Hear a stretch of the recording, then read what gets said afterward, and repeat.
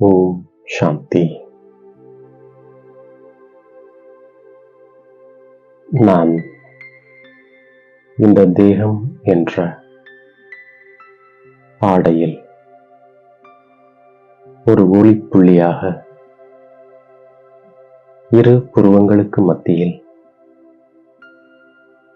வீற்றிருக்கும் ஆத்மா. நான் இன்று தந்தை கொடுத்த ஆத்ம அபிமானி ஆவதற்கான விஷயங்களை நினைவு கூறுகின்றேன்.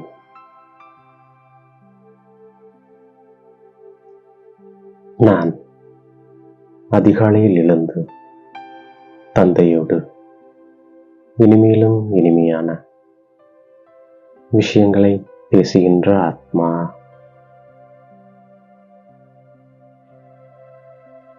நான் அதிகாலையில் ஞான சிந்தனை செய்கின்ற ஆத்மா.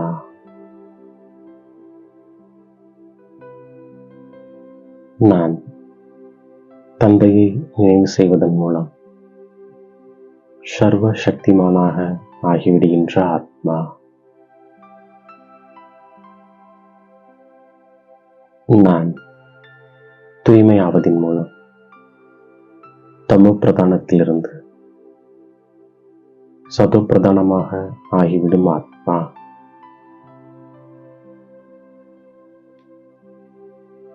நான் தந்தையை நினைவு செய்து விகர்மங்களை விநாசம் செய்து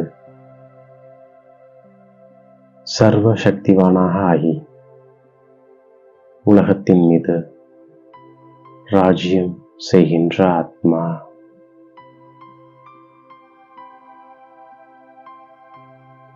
நான் தந்தையை நினைவு செய்வதன் மூலமாக உலக ராஜ்யத்தை அடைகின்ற ஆத்மா.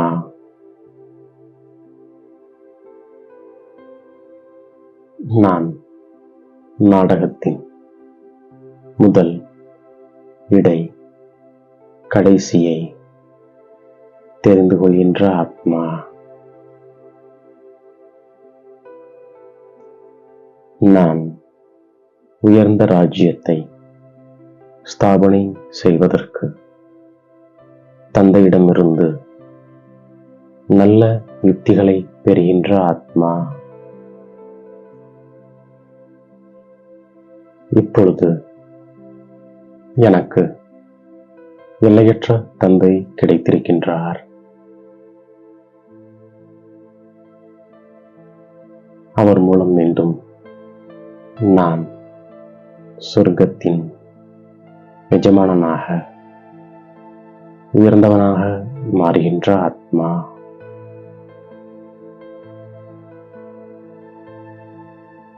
நான் கல்பம் கல்பமாக ராஜ்ய பாக்கியத்தை அடைகின்ற ஆத்மா.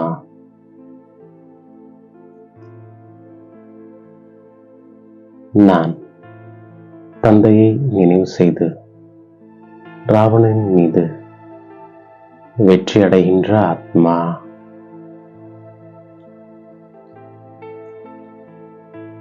நான் சுகதாமத்திற்கு செல்லும் வழிப்போக்கனாக இருக்கின்ற ஆத்மா.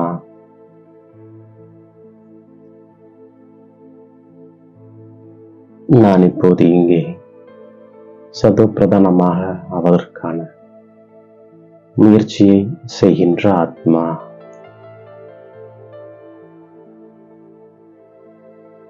நான் இப்போது தந்தை மூலம் ஞானத்தின் மூன்றாவது கண்ணை தெரிந்திருக்கின்ற ஆத்மா.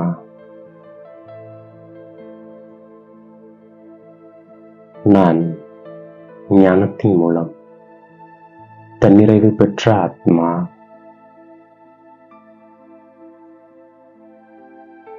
நான் தந்தையுடைய உதவியாளராக இருக்கும் ஆத்மா. நான் நினைவின் மூலம் விகர்மங்களை விநாசம் செய்து படிப்பின் மூலம் பதவி பெறுகின்ற ஆத்மா.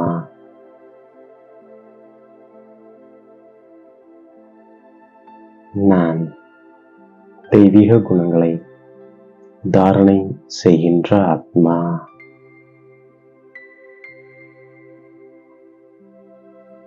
நான் இப்போது உயர்ந்த உலகத்திற்கு செல்கின்ற ஆத்மா.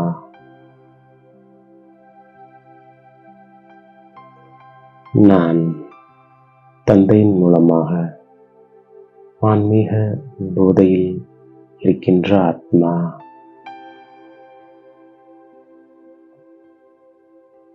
நான் சிவ தந்தையின் மூலமாக நரகவாசியிலிருந்து சொர்க்கவாசியாக மாறிக்கொண்டிருக்கின்ற ஆத்மா.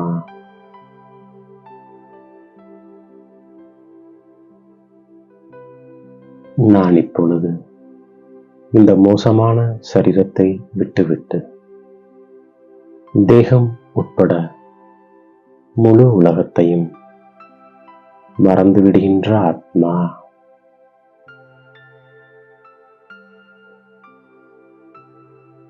நான் எல்லையற்ற சந்நியாசம் செய்திருக்கின்ற ஆத்மா.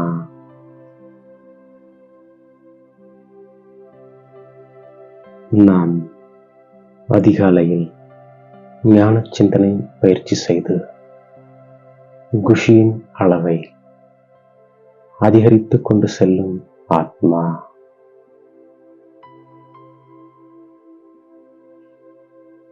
நான் நடந்து கொண்டிருந்தாலும் சுற்றி கொண்டிருந்தாலும் தந்தையை நினைவு செய்கின்ற ஆத்மா.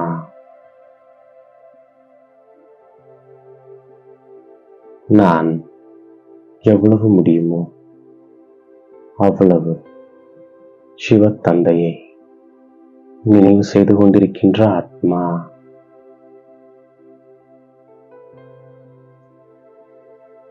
நான் சிவ தந்தைக்காக உணவு சமைக்கிறேன் என்று புத்தியில் வைத்திருக்கின்ற ஆத்மா.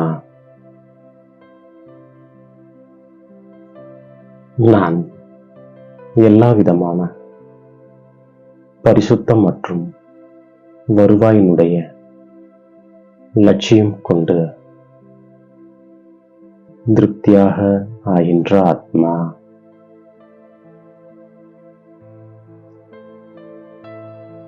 நான் திருப்தியின் மூலமாக அனைத்து தெய்வீக குணங்களையும் வரவழைக்கின்ற ஆத்மா.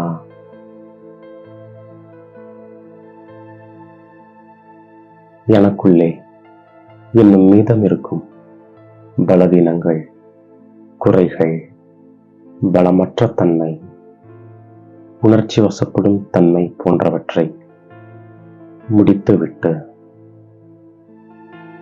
இப்பொழுது புதிய கணக்கை ஆரம்பிக்கின்ற ஆத்மா.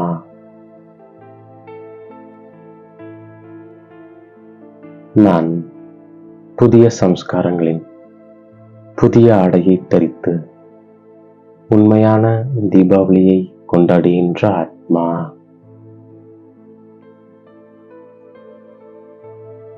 நான் தினமும் குஷி எனும் டானிக்கை அறிந்து கொண்டே அதீந்திரிய சுகத்தை அனுபவம் செய்கின்ற ஆத்மா.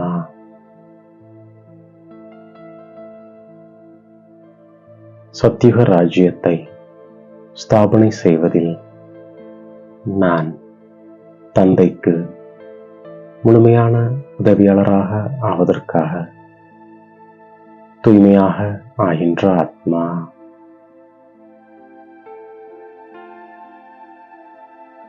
நான் உணவை மிகவும் சுத்தமான உணர்வோடு சமைக்கின்ற ஆத்மா.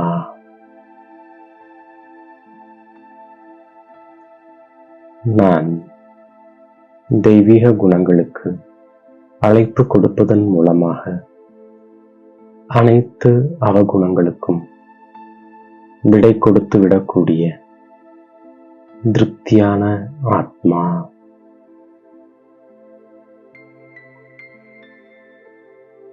நான் ஸ்வமானம் என்ற இருக்கையில் எப்பொழுதும் நிலைத்திருந்து திட சங்கல்பம் என்ற பெல்ட்டை நன்றாக கட்டிக்கொள்கின்ற ஆத்மா.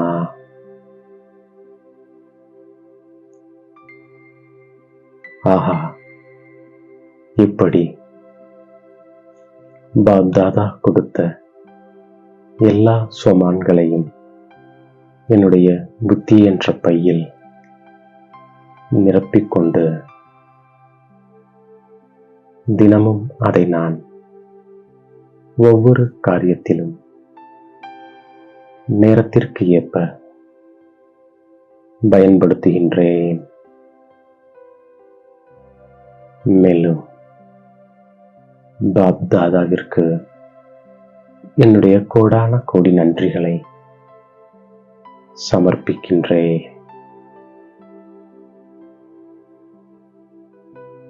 ஓம் சாந்தி.